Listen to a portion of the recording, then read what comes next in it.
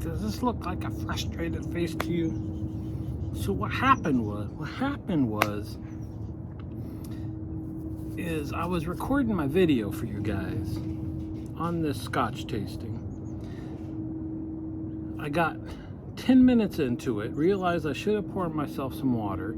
At that exact moment, the computer went to sleep, which, why would it do that while you're actively recording? I don't know. And on one of my videos that I recorded before that had some problems where the audio cut out, I think it cut out where it went to sleep. So I'm like, okay, I woke it up, hit stop on the recording, thought I'd get my water, come back, hit record, and stick them together. Well, when I hit stop, the video goes from the main screen down to where it would show recorded video. The time that it recorded was 0000. Didn't save nothing. And I'm telling you, this is, I got a new computer for our Drinks and Dave's YouTube channel, microphone, camera. This is after I got it all set up. The camera wasn't working very well. This is on my phone. I'm doing this beautiful picture on the front camera of my phone, not even the back main camera. This is the front selfie camera. The fancy super webcam, whatever, it's zoomed in too much, so you didn't see all this beautifulness. It can't. I guess it's because I get. I'll put it on me. I think it's probably, I was telling my wife, I think the camera's just, you don't have to think. You hit the button and you go. And the computer gives you options, but sometimes that means it doesn't do as much as it could automatically, right? Like this is, the background has a good brightness. I have a good brightness. I was kind of dark using the fancy camera, so I ended up switching to just the camera built into the computer. Looked much better, and using the cool microphone. But then like the record, so here we are, we're back again. I'm kind of starting over. Let me set the groundwork. You see on the thumbnail, we're doing 5 Ardbegs. They're all right here. You can't see them. I've got them in Glencairns that are marked, blind to me, but marked so I can match them up with the bottles. They range from straw colored to fairly dark for a Scotch. 2 that are, you can go to the store, wait, 2? 1, I guess, I thought it was 2. It's 1 you can for sure go to the store and get. 2 that I've had before. And 3 I hadn't had until just now. So what I did is I went through, I'll go through again and compare my notes to what I'm getting the second round. I might go through them backwards actually, because the darkness I thought might have to do with the strength, and it doesn't seem to. And then after I rank them what I like the most, then I'll compare them to the bottles, and I'll read what's on the back of the bottle. Okay, so I've actually I'm gonna, this last one I was on, that when I thought I needed some water. Let's see.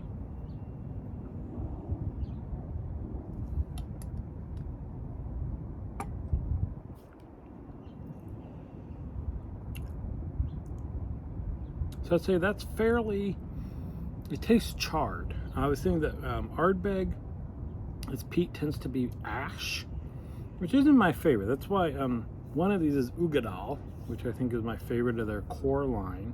The Ardbeg 10 to me is just very, almost a harsh ash flavor. This one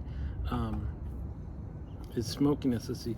And I think my wife labeled them with washi tape. It's all Disney. So this was the Mickey heads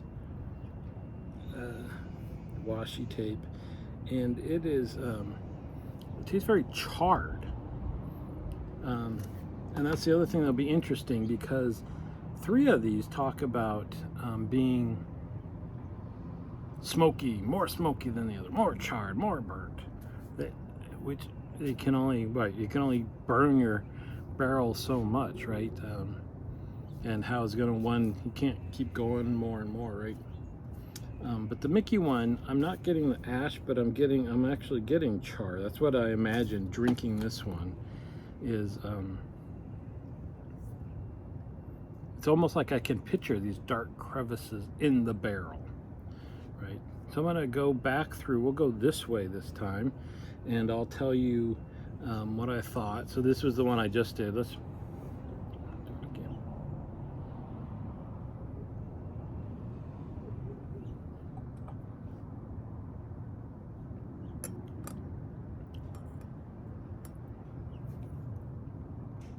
So yeah, it hits with some nice sweetness, some nice honey on the front end, moving into more of a char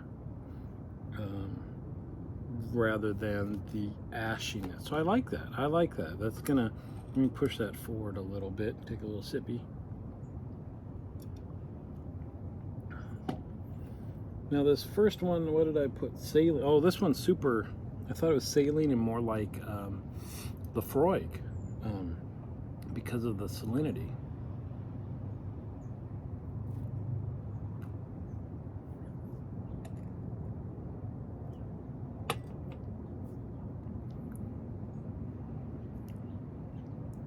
Yeah, same thing. Like the after notes of it, you're getting almost on the Band-Aid notes of Lafroig.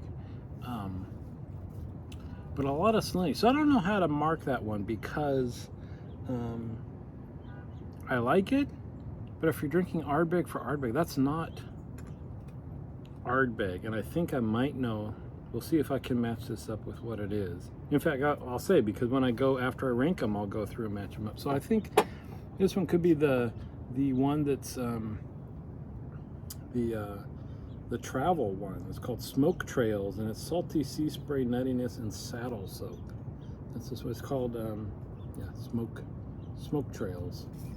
Got that one at the duty free shop. So let's pull that. It's not whatever. Let's see. All right, next one. I'll put no ash. Oh, cardboard and salt spray. So until I tried this last one, I thought this one might be Smoke Trails, because I'm getting no ash from this one either.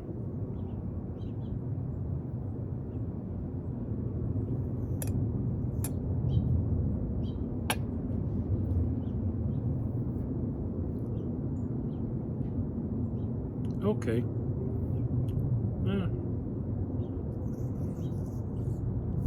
This one might be, I'm gonna move this down. I don't like that one much at all. We're gonna move this one up here. I should have told you what I'm tasting. Maybe not cardboard anymore, a little bit of bitterness.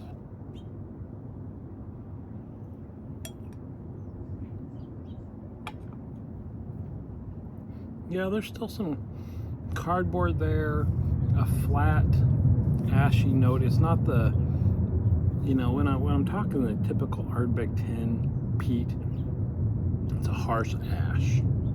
This is a bit more mellowed down, but it's still just ash. So this is one of my, right now that's my least favorite out of those three. Just do a little. Okay, so cupcakes. This was softer than the first one. The flavor's more integrated, rounder.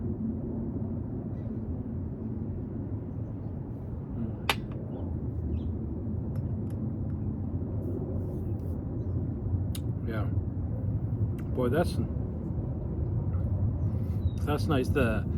For some folks, I don't know, the sweetness is again weird to be drinking stuff that claims to be super peaty and super smoky and dense, and but while I was still pouring in my mouth, that sweetness hits your tongue, and it's just like honey, and then it rolls into the smoke ash, and then you still get sweetness on the end.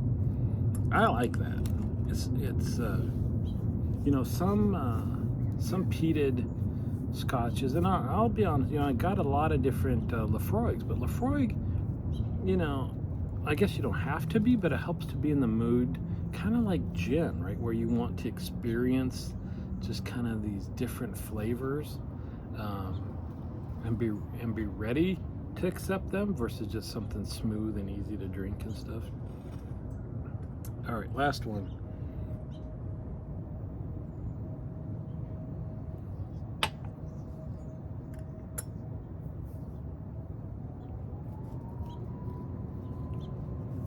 Yeah, so it's interesting going back the other way. Because when I drank this first, I hadn't prepped with any, which I probably should have done, is prepped with some non-peated scotch just to get ready. What I got was sweet and then ash, like two distinct things, and that's why I said the second one felt more integrated and rounder. I'm gonna have to go back. I'm gonna have to go. Sorry, gotta keep dusting it. Hold on.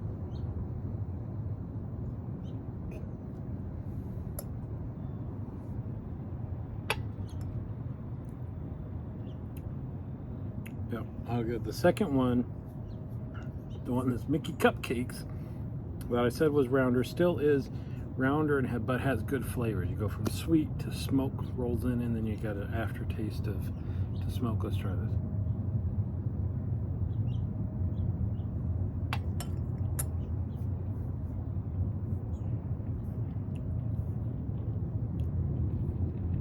This is very odd. I'm gonna try it with water and then try it again.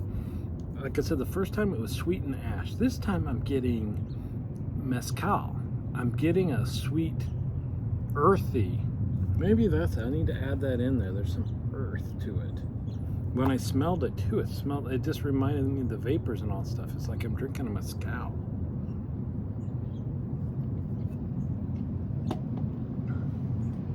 Not sure how I feel about this one.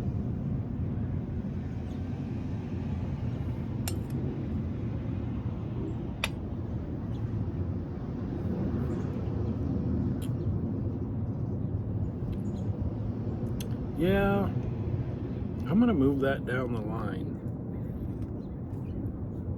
Let me put mezcal there. So let's see. That's the one that didn't even taste like. So I think that might be. Let's see, the colored Mickey head ones. No ash, cardboard, salt spray. Yeah, that's probably still my worst.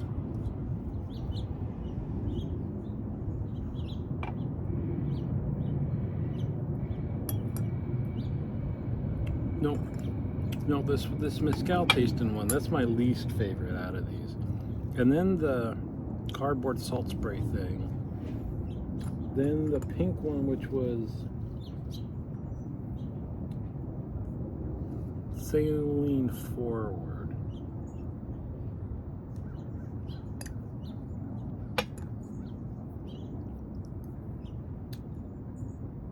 Yeah, with the Lafroig note at the end.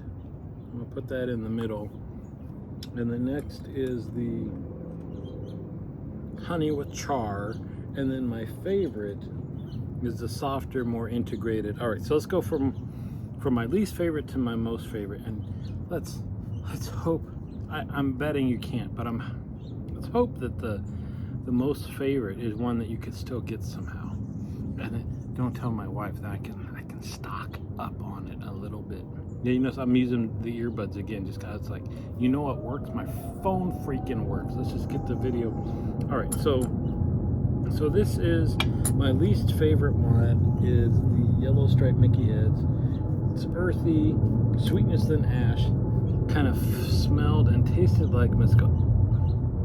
All right, hit that off the bat so we don't have to.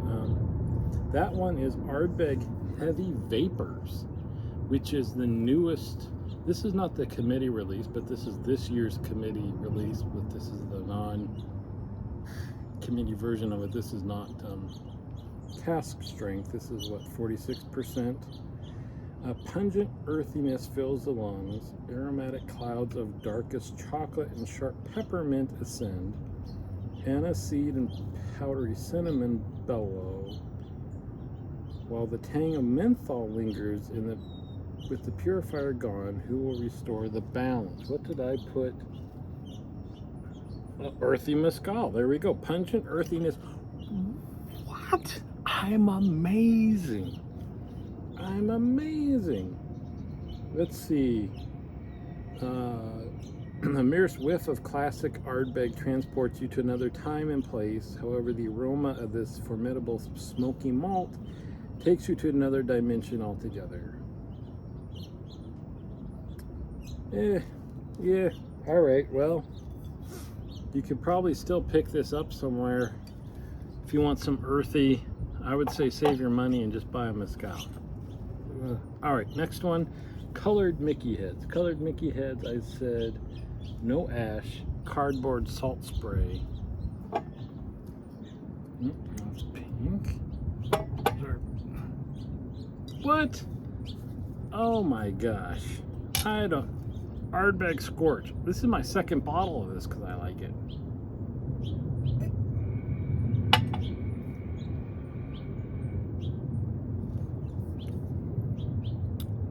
Crazy. Limited edition, fiercely charred casks. From the shadowy depths of Dunnage Warehouse 3 comes a single malt of fantastical proportions, matured in our most heavily charred casks. Toasted cloves and wisps of sweet peat smoke interlaced with thick clouds of briarwood and sage. Discover the layers and flavor of this fire-breathing beast of a dram. What did I say? Colored? No ash. Cardboard. Weird. I did go back for a second bottle.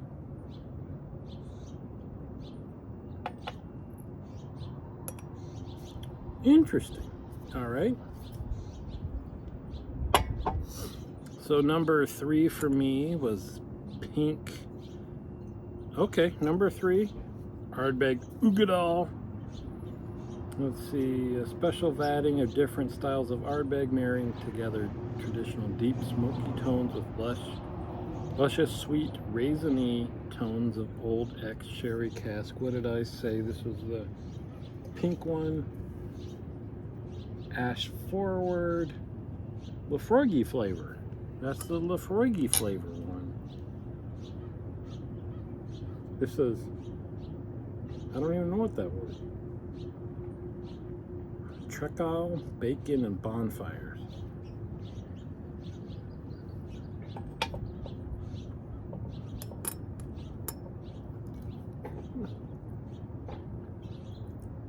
Interesting. It's always fun to do them blind, right? Because you can tell yourself. So I tell you, this is fine with a cigar. But for the price, if you're going to drink it with a cigar, I think I might be wasting my money. Okay, number 2 was the Mickey heads that went char, sweet char, right? Let's confirm.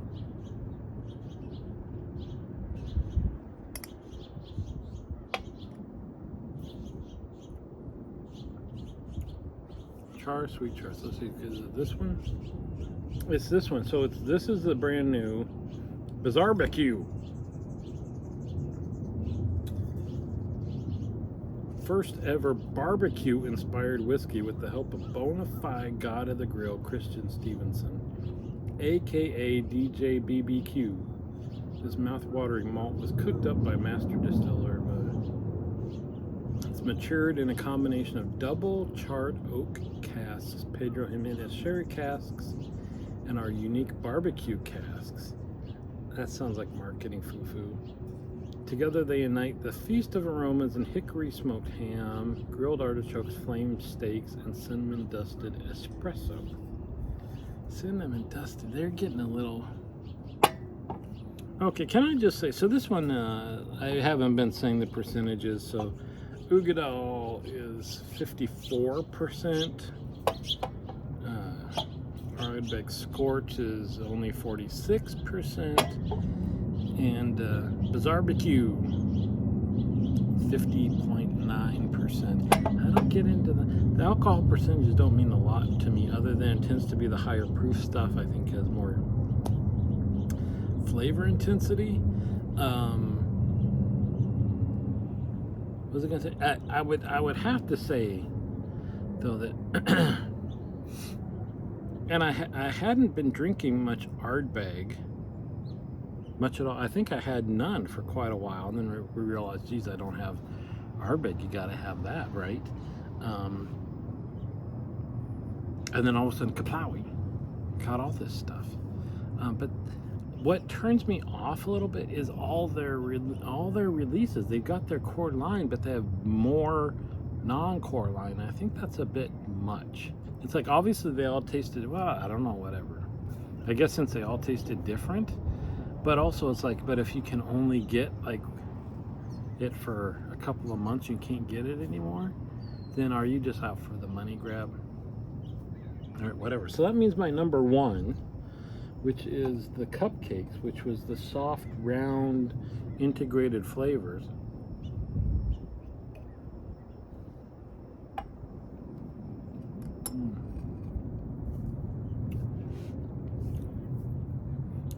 Is a bummer, because that's going to be the least likely one that I could buy again, because it's travel retail.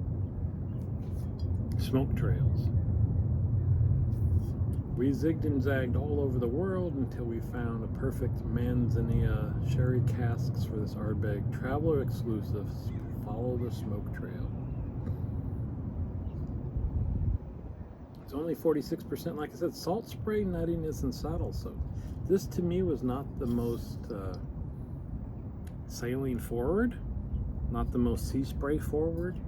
So it's interesting that they try to call that out, which I getting kind of a bummer. I mean, I guess everybody's tastes are different, right? But also there's only so many notes maybe to describe something to make it distinct. It's like, sorry, if it almost feels like they're making the stuff up. But it's a bummer. Let's see. Pungent flavors hurl across the palate. Soot, dark chocolate, and Brazil nuts. Plumes of pine, fennel, and storm churn sea spray soar overhead, leaving a trail of saddle soap and aniseed. Well, I guess I technically don't know what saddle soap would taste like. I wouldn't think that would be a pleasant taste in your mouth.